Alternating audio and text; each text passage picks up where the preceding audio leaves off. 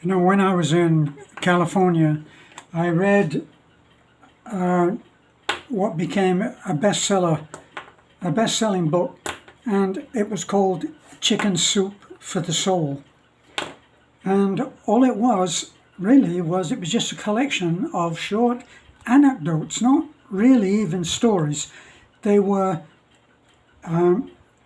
like for instance, one of them was a story that was told, the account that was retold by someone that was in an ambulance going to help the husband of an old couple, and what they found and what they learned, and it was in perfect alignment with what we try to do with our channel, and that is have a feel-good channel.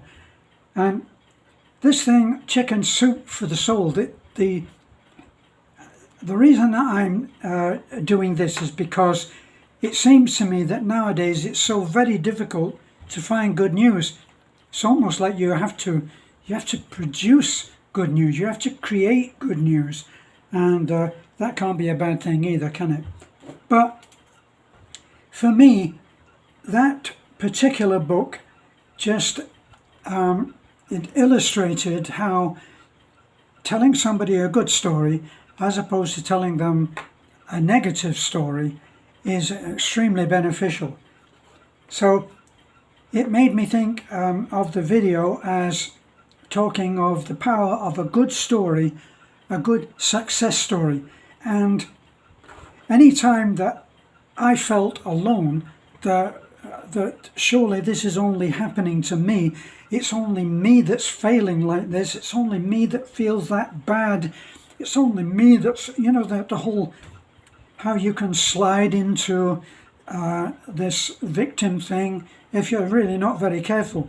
Well, one of the ways that I found was an anecdote for this was to look at the stories of people who actually went on and made it and became successful in their own field. And so some of these things that I'm going to tell you are anecdotes. I don't know who it happened to. Some, I think it's merely an anecdote, a way of making a point, and others that it actually did happen. But one of the most outstanding stories, success stories, is that of Anthony Robbins, who you may have heard of if you are into the motivational stuff. Anthony Robbins had absolutely no qualifications, and yet he is now consulted by governments as to how they should be going their way. And I remember his own story that he was flying into LA, piloting his own helicopter, and he saw the thousands of people that were queuing outside to go in to see him. And it made him think back to that particular time when he had been rock bottom. All of these stories all talk about that point of being absolutely rock bottom. And for him, it was that he was stuck in this tiny little, pretty shabby little one-room apartment, and had holes in his shoes and his socks, so to speak, and really didn't know where he was going to go. And it made him say, I am done on this. Now it's going to be up. And he made up his mind that to do whatever was needed. And of course, the rest is history. He's extremely successful, he's extremely wealthy, and I understand that he's a very happy man. Now, because I'm interested in trying to get fit, trying to get fitter, more healthy, better body, in better shape, and all of that, whenever I go on my phone and I'm just browsing, I always hit like if it's anything to do with keeping fit. And this led me to see the story of a man, a bodybuilder, who, if you are looking on Facebook every day, you will have seen Jay Cutler.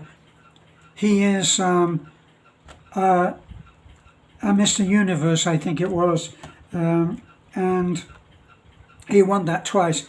But his story, and he is an incredible size. He's an incredible Hulk type of body. So, but what makes his story special is that when he first started bodybuilding, people came to him like a magnet and said, "You'll never actually make those kind of muscles that you're hoping for. You just don't have the build." And so that was his introduction to people who, for whatever is their reason, actually that's one of the best definitions of stupidity, is the act by someone against someone else in a destructive way to hurt that other person, and they do it for no reward or no benefit to themselves. They just do it to be nasty. They're not even known to that other person. I can tell you a lot about people who do that, and anybody who has a channel will be able to do the same thing. So, Jay Cutler, he was told at the beginning, "You'll never amount to anything." He kept on going, and he won his first amateur bodybuilding competition as quite a young man. But the discouragement and the destructive remarks that were leveled against him at every single stage, right up to Mr. Olympia. It was Mr. Olympia, not Universe. Right up to Mr. Olympia. You'll never win it. You'll never win. And he had a few goes where he was second, I think. Once again, even though it was at a very high level, he said, I am going to do this. And he went away, and in the next year, he produced incredible results, and he came on and he won Mr. Olympia. Another bodybuilder, Tom Platz, is another award-winning, he's a champion, he's a professional builder, he's a professional bodybuilder, which is a particular thing. He admired Arnold Schwarzenegger, who of course was an 8-time Mr. Olympia winner and probably the most famous bodybuilder of all time. And Arnold gave him some advice. Well, he idolized Arnold Schwarzenegger. So he's actually, you can see him on Facebook or YouTube now. He makes videos, and he tries to pass on his wisdom and how he did it to other people who are aspiring to do the same thing. And he says, I idolized Arnold, and I did everything that Arnold did. Said if he got a sports car, I bought a sports car. If he had a blonde girlfriend, I had a blonde girlfriend. And he listened to Arnold Schwarzenegger, who on the basis of his own experience told him what to do. And he did what Arnold told him. And he said, after 3 weeks, I got fat. He said, so I took off. I didn't go into the gym for weeks. I think it was 3 or 4 weeks, which is a lot for a dedicated bodybuilder. And eventually, he decided that he was going to do it his way. And he took what he could use from this guy, from that guy, from this coach, and he shaped his own way of doing things. And of course, he became a winner. So there's other people who have, now in those two guys, they had everything that it took in order to be able to do that. Listen to this as a success story. You may know this, depending on your age, you may know this man. His name was Django Reinhardt, and he was possibly one of the very first, I may be wrong, it's in my memory, he was one of the very first jazz guitarists. and he was very famous, and he was brilliant, and he was emulated, and he was a great inspiration to a lot of other young players who wanted to be as good as his. What's different about his? On one of his hands, I think it was the left hand, he only had 2 fingers. So his hand was actually badly mutilated. And he'd lost a couple of fingers, I believe it was. And yet, so everybody knows, you must have looked at every video of a pop star, and they're there with their hands and fingers, they're using their thumb around the thing, going around like this, and they've all got everything that they need to be as good as they are. He didn't, but he didn't allow that to stop him. Look here, I read the story of Liberace. You may know even Liberace, maybe I'm just showing my age. Liberace was the most flamboyant gay ever seen. He wore incredibly flamboyant clothes. He was a pianist, and he was actually a very good pianist, but he was an entertainer, and he made people laugh, and the old women loved him. I saw him once, and he actually said to an old lady on the front row, do you like my coat? And he was doing this. And of course, he's gay, and he was flamboyantly gay. And he's got this wild mink coat, an enormous mink coat over the top. He said to her, do you like it? And she said, yes, it's lovely. He said, good, you bought it. He was outrageous. But when he first started, he was a closet gay, and he was afraid. He was a closet gay when, if you were gay, it could be the ruination of your career. So he hid that, and he walked around looking like a normal heterosexual man, but playing his piano and doing the whole thing. He hadn't become flamboyant then. And someone found out that he was gay, and they tried to ruin him by revealing his homosexuality. Now, he went to a very high-priced lawyer who put a case together, and they took this person. It may have been a newspaper. Forgive me that I don't know all the details. But whoever it was that was accusing him of being gay, he took them to court, and he won his case. He proved in court that he was not gay. Of course he was damn gay, and it was only later that he began to realize that actually people didn't care whether he was gay. It didn't matter. In fact, they probably loved him for that because of the way that he acted. Apparently he was a brilliant man. He remembered people who knew him, who were in stage management when he came, and TV, and he did TV, and he did all of this stuff. And apparently he remembered everybody's name. He remembered their name. He remembered their wife's name. He remembered the names of their children.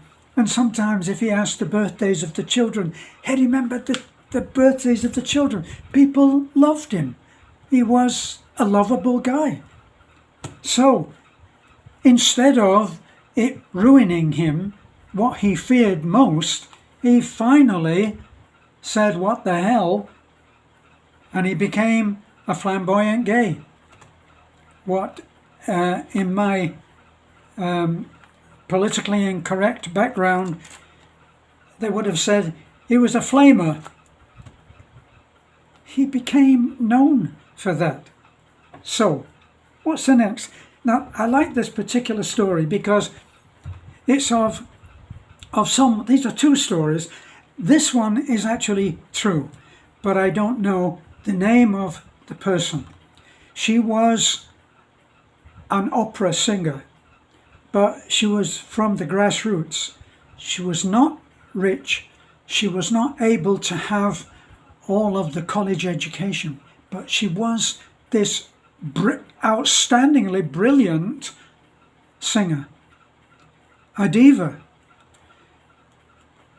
Her management were trying to get her just to be employed. And they managed to get an interview with the head of the La Scala Opera House, which was one hell of a thing to do. But he agreed to see her, but they didn't give him any details. Now, when she was shown into his office, she didn't have all the trappings of a flamboyant diva with all of the confidence and everything. She was quite a modest, if we can say, humble lady, and obviously not someone that the head of the La Scala was used to seeing them. So, of all the greats that he thought of, this woman was not it. And he tried to be cruel. He was cruel to be kind. He said, "Madam, I'm sure that you have some ability to sing. I don't discount that. But everything about you tells me that it would be best if you would go home and buy a sewing machine and be gainfully employed rather than have dreams of coming to La Scala." Well, not too many years later, that woman headed the cast of an opera at La Scala. So when she was being told, "You're very ordinary, go home and buy a sewing machine, is the best that you can do," she didn't listen to it. Now the other one that's very close to my way of thinking was this man who came from quite a well-to-do family, so he'd been able to have the education, the lessons to be a concert pianist. And he was very well thought of. This sounds so real to me. He was very well thought of and was regarded as being brilliantly talented, yet to come. And once again, he was ushered into the company of a well-known maestro. And the maestro sat and listened to him play. And he played very, very well. And when he had finished playing, he waited for the maestro to give his opinion, expecting him to say, "Wow, you are really very, very talented." But the maestro didn't say that. He said, "You are playing adequately well, in fact, very well. But to be a concert pianist is quite another thing." So what I suggest to you is, and I don't enjoy saying this, give up. Give up your dreams of being a concert pianist. And I see that you are well connected, you are well off. Find something that you would love to do and dedicate yourself to doing that thing. But concert pianist? I think not. Many, many years pass by, and by sheer coincidence, the pianist met the maestro again at a party. This was like 15 or 20 years later. And he approached the maestro and he said, "Sir, you probably will not remember me. It's many years ago. But I came to you for your advice on my chances of having a career as a concert pianist. He said, but before you say anything, I want to thank you for your advice. He said, I studied hard and I found something, as you suggested, that I could love and enjoy doing.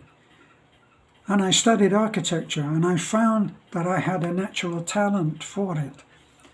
And I worked very hard, and now I do great commissions which are extremely rewarding and extremely well paid. So I have had a very successful life and a rewarding one too. But said, I'm indulging you because you probably don't remember me. The maestro said, as a matter of fact, I do remember you. You were extremely talented and would have enjoyed an incredible career, in my opinion. The man couldn't understand it. He said, but you told me to give up. You told me to find something else that I could find rewarding and do that and not be a pianist. You said I didn't have any chance, sir. And the maestro said, I tell everybody that. And then the ones who are destined to follow their heart and succeed against all obstacles, and there will be many for a budding concert pianist. Only the ones who have what it takes to persevere can become pianists. So that was that. I don't know whether you know, the Beatles were turned down by practically every company before Epstein got them a gig. That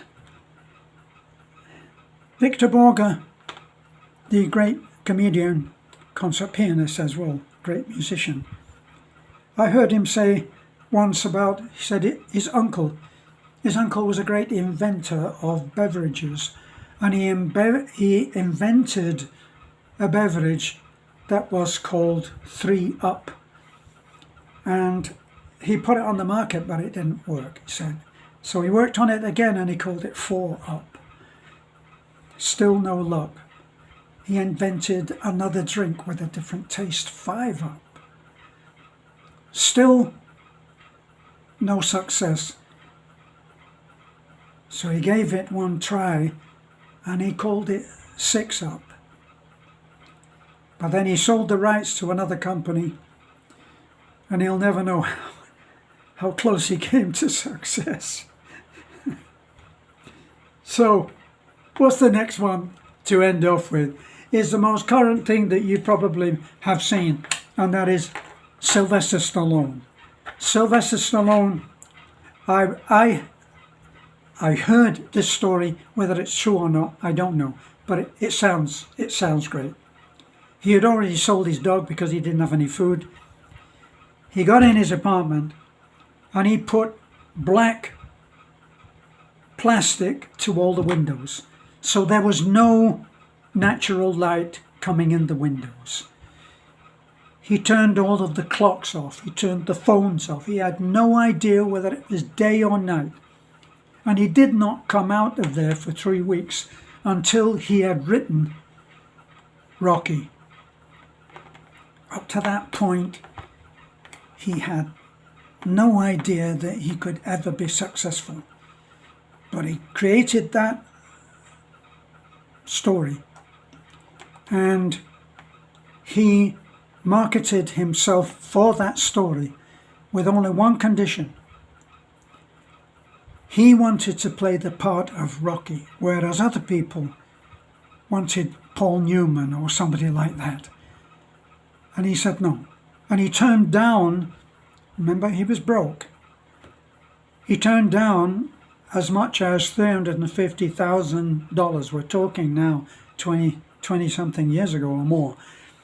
He turned that down. Eventually, he accepted only, I think, 30,000 in order to play it himself, knowing that everybody else said, "Are you kidding? Why don't you let Paul Newman?" He said, "I want to play it. I'm going to play. I am Rocky." And of course, everybody knows he is. And I saw him interviewed once, and he said, people come to me and they ask me, "Sly, what's the secret? You have been so incredibly successful. You created Rocky, which is a household name now, Rocky. You own Rocky. You created Rambo. These are major iconic characters in the movies. What's the secret?" And he said to the interviewer, "What can I tell people? There is no secret. You try, and you try, and you try, and you try again, and again, and again, and you never quit until you succeed." And I know that there are many, many more success stories like this, but they all start at the same point, where someone was so incredibly low, so living so much without hope, that they were some people, let's face it, some people killed themselves because they just didn't have the next step. Maybe you've invented a drink called 6-Up. Just keep going. Who knows? You might be the next 7-Up. Remember KFC? When KFC got his first Social Security check, the Colonel, he realized he was never going to be able to live on that. And he was a great cook. And he had some great recipes with what he called secret tastes. And he went round all of 7,000 restaurants. And he said, "I got something special. Cut me in on a deal. Let's do a deal. And I'll give you the recipes on the understanding it will never go anywhere else." And they looked at him and said, "Really?" And they looked him up and down and said, "No thanks." And after 7,000, he got it. What can I tell you about KFC right now? So the other way to think of it is this way. If you got a phone call and whoever came on the line, "Hello? This is God. This is God talking. Choose something that you really want to do, and I will guarantee that you will be successful if you just persevere." What would you do? I think you would say, "I'll be right on it." I hope it helps. This is maybe the kind of thing that we all need. If you're feeling down, go and look at what some of the other people have gone through in order to be as successful as that. They've all done their time. Nobody had it easy. Bye for now.